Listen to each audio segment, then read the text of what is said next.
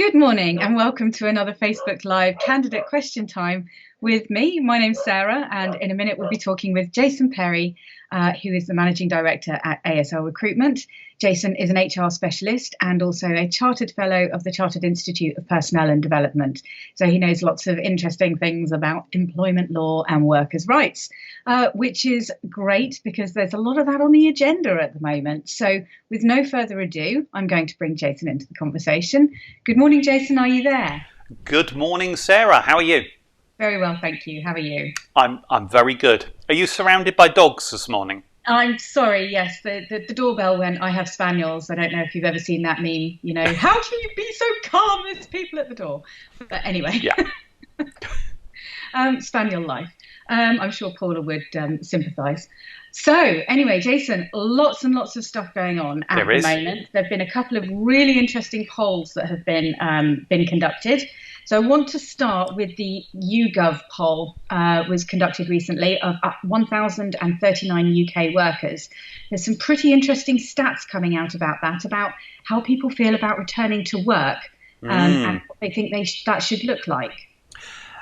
There are. There's two pieces of research that I've been reading around, and I'm trying to think which one you're talking about, because there's a Glassdoor survey and there's the Indeed one.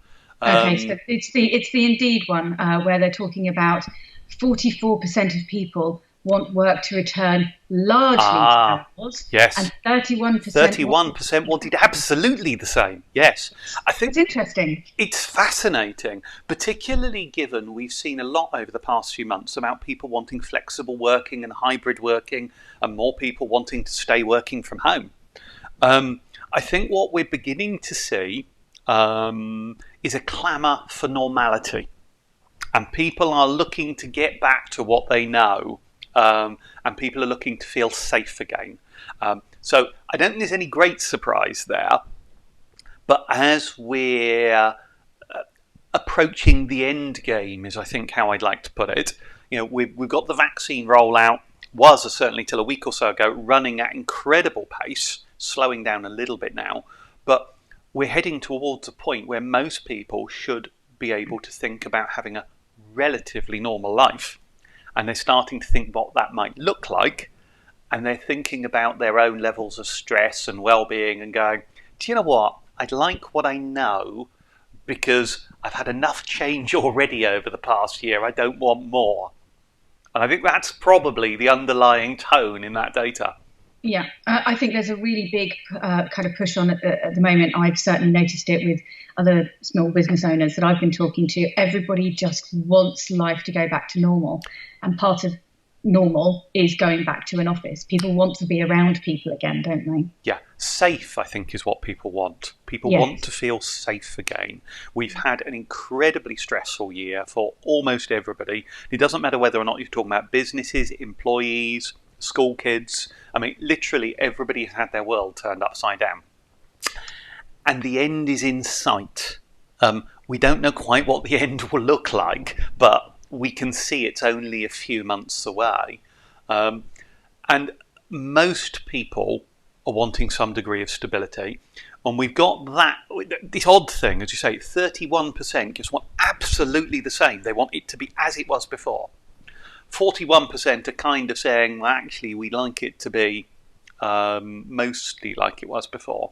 But we've also got a large portion of the population who are saying, do you know what, I've rather enjoyed working from home and I've been able to do my job quite well. We've still delivered good results and good levels of productivity. So why can't I continue?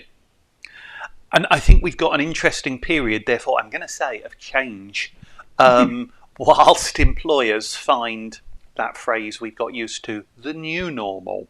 Yeah, and balance. Yeah, there are a lot of employers who are saying we're going to have hybrid working. I think, if I recall correctly, it was BP who announced about a week ago that their new normal, their hybrid working policy, is going to mean people only spend 60% of time in their office.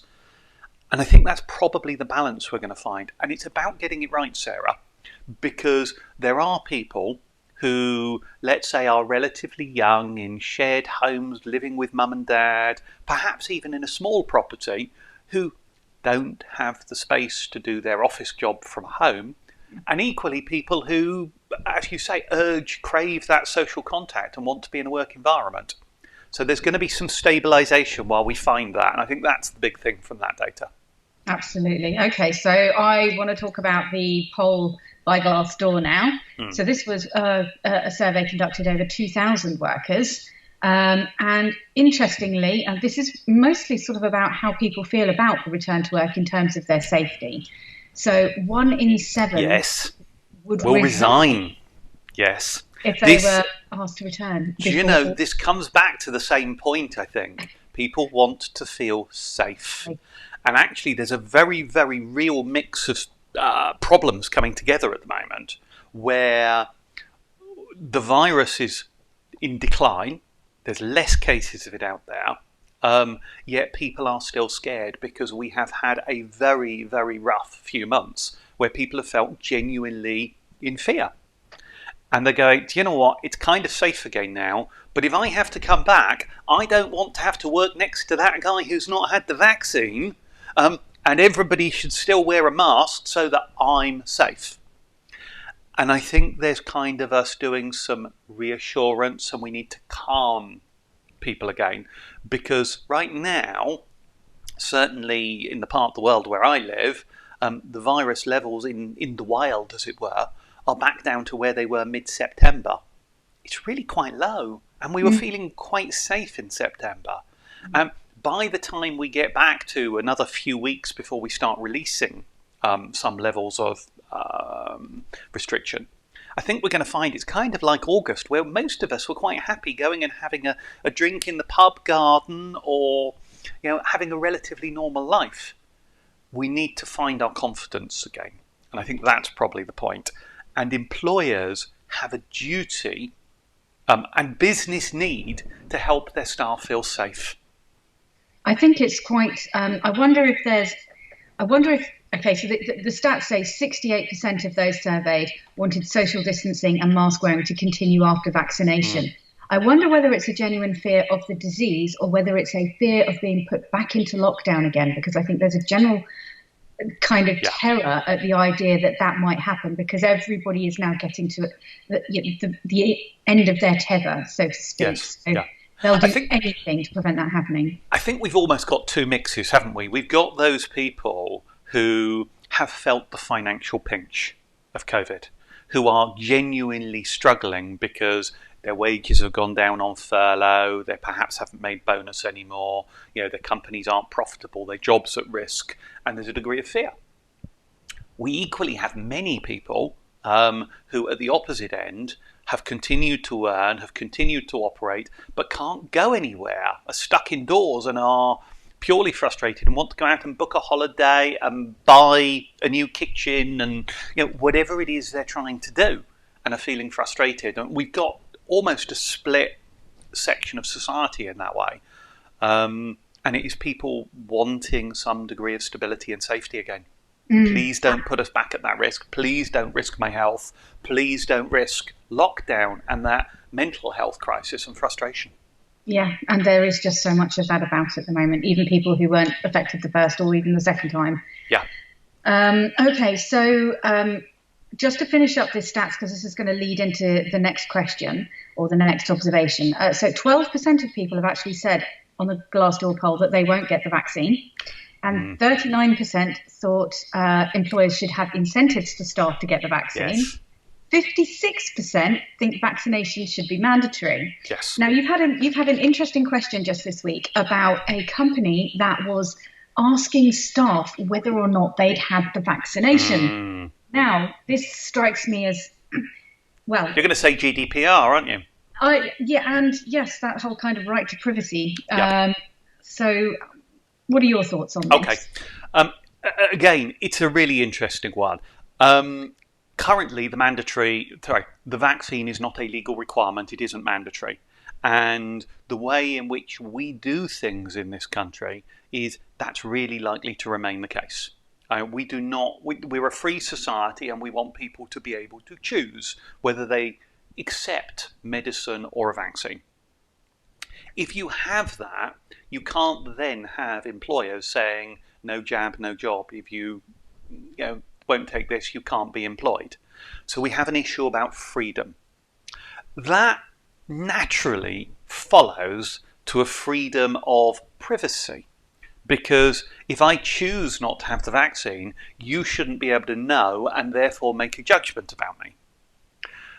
So we have a difficult scenario, but as you've just very nicely summed up, was it 56% of the population want the vaccine to be mandatory? And they want it because they want to feel safe. Come back to that point again. So some employers are thinking, well, let's gather this data and we can then know what we're dealing with and we can help support our employees. And the difficulty is, if you're asked that question, you may think, well, that's private. I don't have to tell them. And in a sense, you're right. But what you probably have to ask yourself is, why am my employer asking? What are they doing? And I suspect they're trying to help and they're trying to keep you safe. They may not be going about it the best way, but they're trying to keep you safe. Perhaps if they talked to you rather than asked for data, it would work a little bit better. It's quite an interesting correlation, though, isn't it? When you look at back in the 80s when AIDS came onto the scene, if you like, and there was if you have it, you should tell people that, because if they have to work with you, you're putting them in danger. And it became very stigmatized. Yes. And I think that to a certain extent, we're heading down, there's a potential to head down the same route with whether or not you've had the vaccination, whether it's a personal choice or whether actually there is some kind of medical reason or religious reason why you can't have it. I think, there is a danger when you collect that kind of data that kind of stigma can then be imposed, if you see what I mean, on those who don't have it. So interesting to see where that one's going to go. Indeed. And it is about whether we follow public opinion or whether or not we kind of do what's right, which sometimes you need to lead with what's morally right and not necessarily just follow what people want, because they might not want it when the world is a little calmer. Yes, absolutely. Okay, so we're just going to touch very briefly. There was some talk after Brexit that we were going to throw out all of our employment laws and start again. Yes. Looks like that's very much not going to be the case. Yes, I think that was somewhat overplayed at the time anyway, and there were people who were particularly anti the direction of government who were criticising that. It looks quite safe. The department relevant here, I think it's the Department of Business, Innovation and Skills, if I remember correctly, were conducting a review. They've stopped that review, and the reason for this is, Sarah, the trade deal that we did with Europe a few months ago, one of the conditions on it is that we will not, and Europe will not, significantly change the rights of workers from the other party. So it's part of what was often talked about as the level playing field in the European negotiations. We will not make changes that will give us a substantial competitive advantage over Europe. And that means that we're unlikely to start ripping up all of the employment protection rights. So all those people who are worried that Brexit would cause employment standards to change radically and employees to be downtrodden, abused workers with no rights, look to be misguided, because it now isn't going to happen.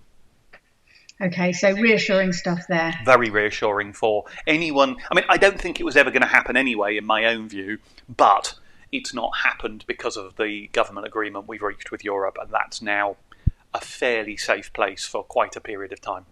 Yeah, great. Okay. So I think we need to wrap it up there. We're just right on the edge there.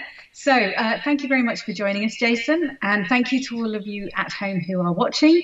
If you have any questions for Jason and the team, you can email them in to hastings@aslgroup.co.uk or give them a call on 01424 452 999. We'll see you again in 2 weeks' time. Thank you very much. Thanks, Sarah. Bye-bye. Bye-bye.